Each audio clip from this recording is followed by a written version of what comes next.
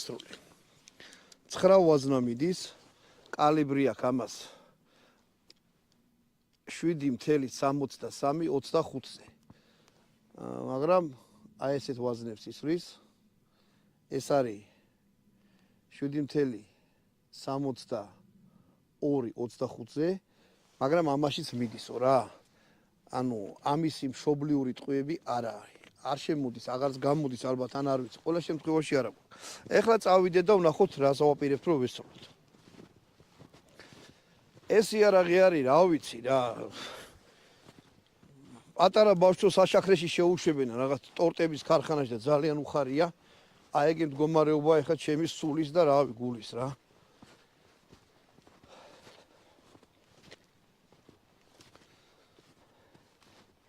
აი ესეთი ყვითელი სამიზნეა.